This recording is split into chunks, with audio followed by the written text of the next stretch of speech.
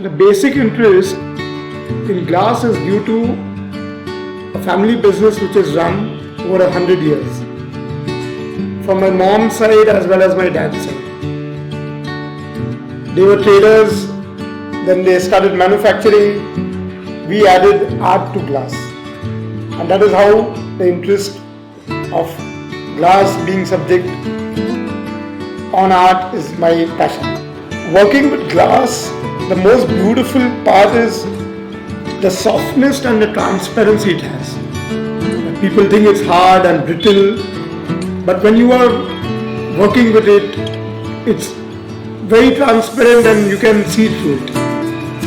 Enjoying the subject is something what you have to go and get involved with. Glass is magic with light. It's magic with the look of it. It gives you reflection. It gives you what you see through it and what you would want to see out of it when it's made. Achieving something on glass is not very easy. Since I said it's not like a hard paper or a board on what you make, you see. After it is made, when you turn it up backwards, that is what you see actually. So you have to visualize something, pre-hand, pre-think, colors, what you put first are the ones you see first. It's not the color which is last what you see first, like a canvas. It's hard to work on it, but it's amazing and very beautiful to work on. Yeah, the challenging part about working with this material, this beautiful material is you cannot do errors. Any error you cannot rectify. You have to redo it from the beginning or take a new piece and work with it. You cannot mishandle it, it will break. You cannot join them like a wood or paper, or you cannot stick them together. So carefulness, being brittle, carefulness in not spoiling your work, and it has to be perfect on the first shot. You cannot remove and redo or something like that. If you are cutting glass, if it goes wrong, it's wrong. You have to take a new piece and cut again. So you lose. You lose that piece and you have to redo it. So it's a challenge. But that's the way it is. My inclination towards the art as a subject was more than commerce and science in general. So I picked up the family business of glass, learned fine arts over it, and combined arts and glass together and settled down in business. So I got an opportunity to go to an exhibition in Messe in Düsseldorf, and I saw how art was used in glass. It was a thorough experience where I learned from. I studied stained glass there, how it was made, came back, used plastic since we didn't get colored glasses here in those times. It was very difficult, and made a Tiffany lamp out of it, and it was an achievement which I'm still very proud of. Continued venturing into getting more and more of information of glass from library, like British Library, local libraries, read about it since we didn't have Google that time. It was a bit difficult, but transformed the entire subject from basic sandblasting, etching, stained glass to various new forms, doing R&D every day at our own expense, and it was difficult, no doubt, but it led us to what we are today. Float glass, adding art to float glass was a big challenge. I had to transform from stained glass with the upcoming market, doing sandblasting, etching, regrooving,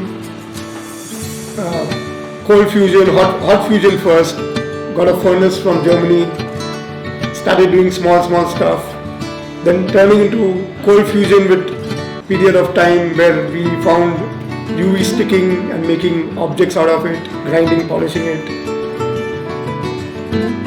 Then EVA came into picture where lamination took place with fabric, planes, paper,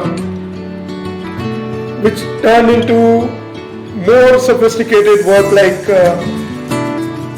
bending and doing EVA lamination. So the transform of art and glass has been a long process, and we have to keep it, it's update every day. So there are many things which are not related to my work, which inspires me.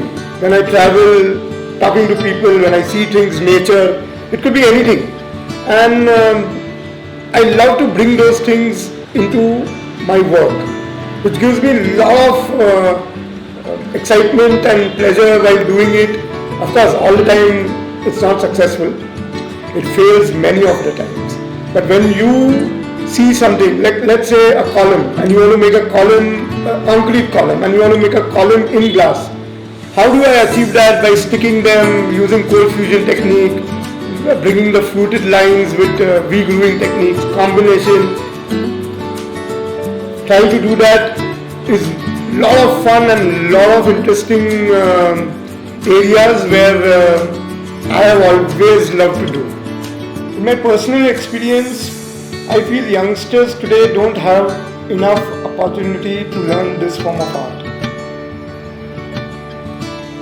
If given an opportunity, a lot of new creative ideas, a lot of new brilliant new techniques can come forward. With sources of internet available to them, ideas youngsters can get is far amazing than what we have been doing over the period of years. Getting this opportunity actually helps creating awareness and new life in the form of the subject. I feel universities can give a niche to this form of art where it's absent. It's hard to say, but it's truth that the art colleges here don't have a subject called glass as an art subject. It's not even considered. It's only canvases, sculptures, fine arts, commercial arts, graphic designs.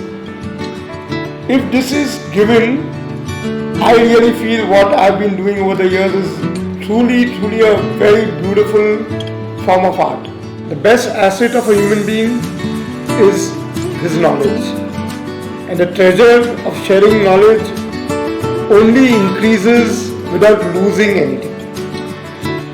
My own passion would be today is sharing the knowledge of glass, art which I have learned over the many years, to share it with new students, giving them more experience about it, and that would ultimately give me a lot of happiness and pleasure.